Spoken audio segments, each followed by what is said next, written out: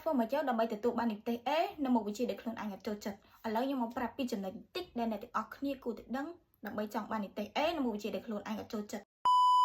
សួស្តីសិស្សានុសិស្សដែលកំពុងតែសិក្សានៅវិទ្យាល័យប្រកាសជាចង់បាននៅនិទេស A នៅពេលដែលយើងប្រឡងបាក់ឌុបហើយប៉ុន្តែក៏មានមុខវិជ្ជាខ្លះដែរដែលយើងអត់ចូលចិត្តនោះវាទាញយើងដើម្បីទទួលបាននៅនិទេសមួយដែលយើងអត់ចង់បានអញ្ចឹងអាហ្នឹងខ្ញុំមាន3ចំណុចដែលធ្វើឲ្យយើងចូលចិត្តនៅមុខវិជ្ជាហ្នឹងហើយទទួលបាននិទេស A នៅមុខវិជ្ជាមួយហ្នឹងទៀតហើយដល់ចេញពីបទពិសោធន៍របស់ខ្ញុំផ្ទាល់ហ្មង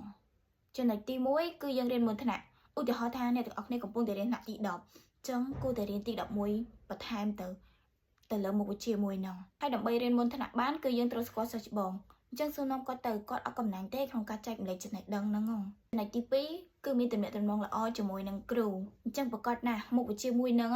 មូលហេតុដែលយើងអត់ចូលចិត្តហ្នឹងដោយសារតែយើងធ្វើលំហាត់ស្អីគេក៏អត់ចេញធ្វើអីក៏អត់ចេញដែរអញ្ចឹងតើតែមានទំនាក់ទំនងជាមួយគ្រូទៅយើងសួរនាំគាត់ទៅ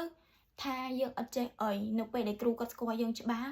គាត់ប្រកាសជាផ្ដល់ឲ្យយើងមួយនៅអីដែលយើងចង់បានហ្នឹងហើយចំពោះខ្ញុំហ្មងគឺខ្ញុំអត់សូវចូលចិត្តមុខវិជ្ជាគីមីទេតែដោយសារតែមានតំណែងមួយគ្រូល្អចឹងទៅក៏ខ្ញុំសួរនាំគាត់ពីមុខវិជ្ជាមួយនឹងមិនបានខ្ញុំរៀនអត់ចេះអាហ្នឹងលោកគ្រូ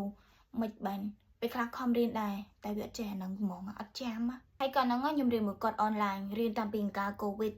បន្ទាប់កូវីដអីមកគឺខ្ញុំបន្តរៀនមួយគាត់រហូតតាំងពីទី10 11 12ហ្នឹងគឺខ្ញុំរៀនមួយគាត់និយាយមែនអ្នកទាំងអស់គ្នាកម្រមានគ្រូណាបរិញ្ញាយើងទាំង soft skill ទៀតណាខ្ញុំនិយាយមែនហើយនៅពេលដែលគាត់ដាក់លំហាត់ឲ្យធ្វើម្ដងគឺគាត់តាមដានយើងរហូតតាមដានមើលថាអូយើងខុសអីគេខុសកន្លែងនេះបន្តិចតួចគាត់ឲ្យយើងកែវិញដែរហើយឲ្យចំណុចបន្តិចតួចហ្នឹងហើយដែលធ្វើឲ្យយើងផ្លាត់នៅពេលដែលយើងប្រឡងបាក់ឌុបហ្នឹង